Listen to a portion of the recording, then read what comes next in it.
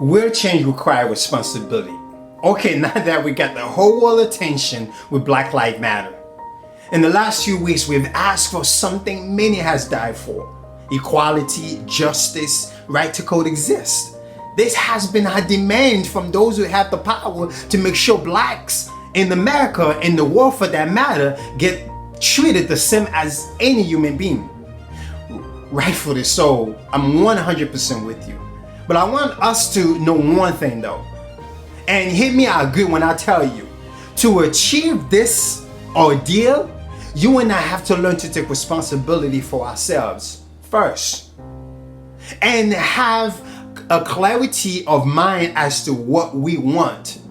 Look, we cannot demand to be treated a certain way if we don't set the standards for how we want to be treated. So, what can we do? This is a novel idea, right? First of all, we can start by raising our community standards. Hold ourselves and each other accountable.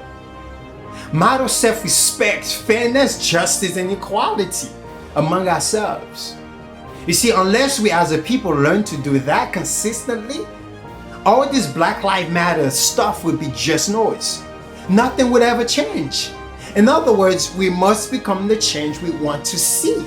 So how do we achieve this agenda? Let's take a look at something we can do together.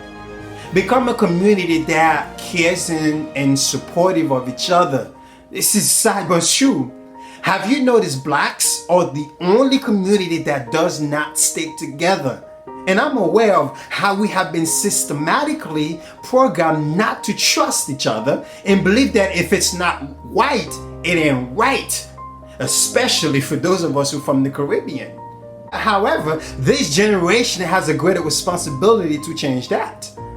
So how do we do that? By number one, united. Stand with each other. No more African American, Haitian American, Jamaican Americans. We should see ourselves as blacks. Only then we can be a force to be reckoned with. I truly believe the reason we no longer have a financial system is because we are not united. Our money keeps going to other groups so they continue to advance themselves while we stay stuck as if we are a cursed people. We need to wake up and recondition our way of thinking.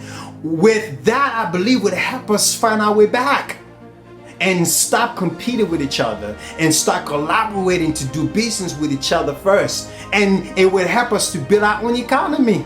We invest in our community. By doing so, we could help our fellow brother who's in the needs of a job, or who wants to care for his family or improve himself.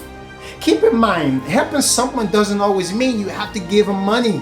In many cases, all a brother needs is someone to give him an opportunity or to show him the way.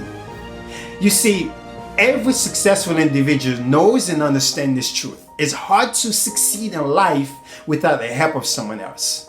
Here's a list of something you and I can do to help change someone's destiny. Mentor him. Yes. Expose him to your network and hold his hand until he can get on his own 2 feet to ensure he stays on the right path. You are your brother keeper, and go ahead and be that to your fellow men. I can assure you, if each of us make a commitment to help each other, we will see and meet our demands